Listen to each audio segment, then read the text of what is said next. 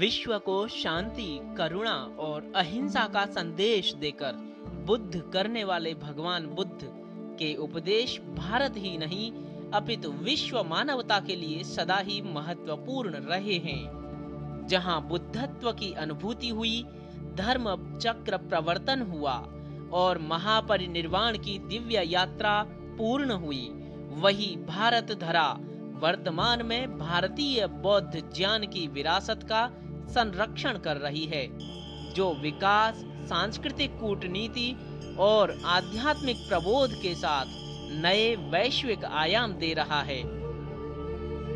बोध गया से लेकर लद्दाख तक, सारनाथ से तवांग तक, भारत की यह बुद्ध ज्ञान की यात्रा केवल इतिहास की स्मृति मात्र नहीं है। कहा भी गया है, सर्वं च युज्यते तस्य शून्यता यस्य युज्यते, सर्वं न युज्यते तस्य शून्यम यस्य न युज्यते।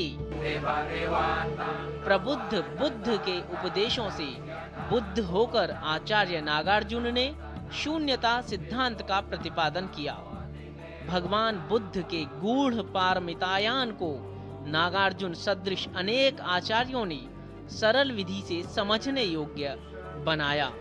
इस प्रकार गूढ़ तार्किक परंपरा का गंभीर विस्तार हुआ और तब बौद्ध दर्शन परंपरा को मुख्य रूप से वैभाषिक, सौत्रांतिक, योगाचार और माध्यमिक आदि के रूप में देखा जाने लगा, जिनका मूल आधार भगवान बुद्ध के उपदेश ही हैं।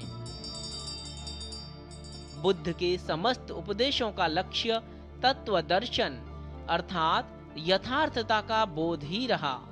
कहा भी गया है, न प्रक्षालयन्ति मुनयो जलेन पापम, नैवापकर्षन्ति करेण जगद दुःखम, नैव च संक्रमते ह्यन्येषु स्वाधिगमः, सद्धर्मता देशनया विमोचयन्ति। बुद्ध के अनुसार मुक्ति बाहरी कर्मकांड से नहीं अपितु सत्य की अनुभूति और सद्धर्म के आचरण से प्राप्त होती है।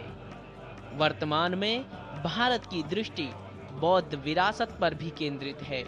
इसका ही परिणाम है कि लद्दाख के लेह और वियतनाम में भगवान बुद्ध के पवित्र अवशेषों की विशेष प्रदर्शनी आयोजित की गई। इन्हें देखने के लिए हजारों श्रद्धालु और पर्यटक उपस्थित रहे।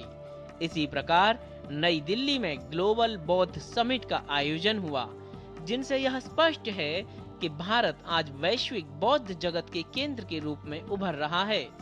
वर्तमान में जब विश्व संघर्ष, हिंसा और अस्थिरता को देख रहा है, तब भारत अपनी बौद्ध ज्ञान की परंपरा के माध्यम से शांति और करुणा का संदेश विश्व तक पहुंचा रहा है और उद्घोष कर रहा है, बुद्धं शरणं गच्छामि, धम्मं शरणं गच्छामि, संघं शरणं गच्छामि। तेज प्रकाश, डीडी न्यूज।